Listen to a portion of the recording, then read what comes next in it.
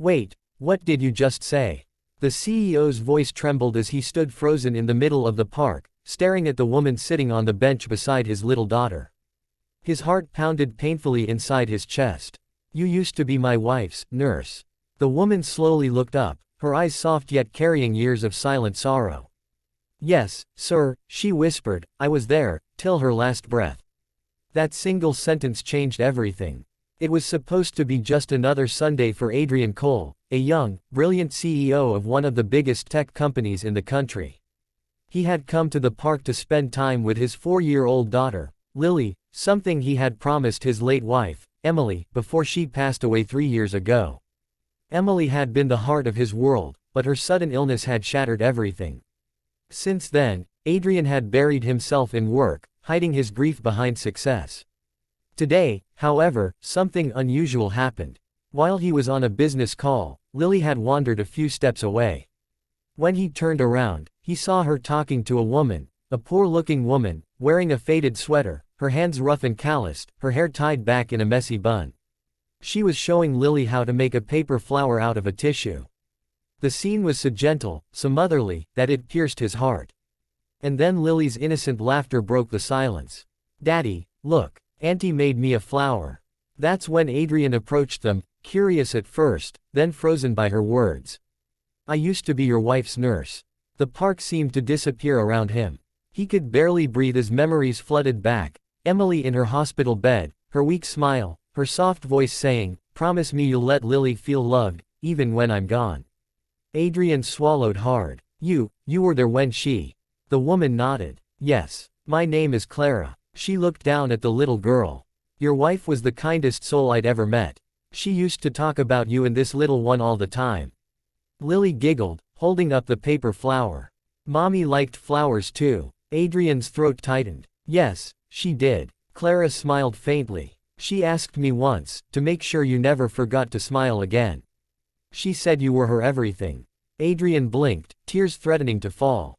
She said that. Yes, Clara whispered, and I think she was right, you've forgotten how to smile. Her words hit him harder than any boardroom negotiation or investor argument ever could. He stared at her again, noticing the exhaustion in her face, the deep lines that spoke of sleepless nights, and the worn-out shoes barely holding together. Something told him she had been through much more than she let on. Are you okay? He finally asked, his voice softening. Clara hesitated. I'm fine, sir. But her trembling hands betrayed her. Please, tell me, Adrian urged gently. Tears welled up in her eyes. After your wife passed away, I lost my job. The hospital downsized, and I couldn't find steady work again. I tried everything, home care, cleaning, but things just kept falling apart. My son got sick last year, and she paused, wiping her tears quickly, I couldn't afford his medicine. I lost him too. Adrian felt like the ground had been pulled from under his feet. For a moment, he couldn't speak. The powerful CEO, who controlled empires and made million-dollar deals, suddenly felt helpless. I had no idea, he whispered. Clara forced a smile. You weren't supposed to. I didn't want pity. I just came to the park sometimes to remember the people who showed me kindness. Your wife, she made me believe in goodness again. Lily tugged at Adrian's sleeve. Daddy, can Auntie come with us? She's nice. Clara shook her head quickly. No, sweetheart, I can't. But Adrian looked at her, really looked, and saw what Emily must have seen, a heart full of quiet strength. Please, he said, surprising even himself. Have lunch with us. That afternoon changed everything. They sat in a small cafe by the park, where Clara slowly opened up about her struggles, her late husband, her lost son, her fight to survive each day. Adrian listened, feeling a mix of guilt and gratitude. He realized how far he'd drifted from the man Emily fell in love with, the kind, humble soul who once believed in helping others. By the time the meal ended, Adrian made a decision. Clara, he said, I owe you more than I can ever repay. You were there for Emily when I couldn't be. Let me help you now.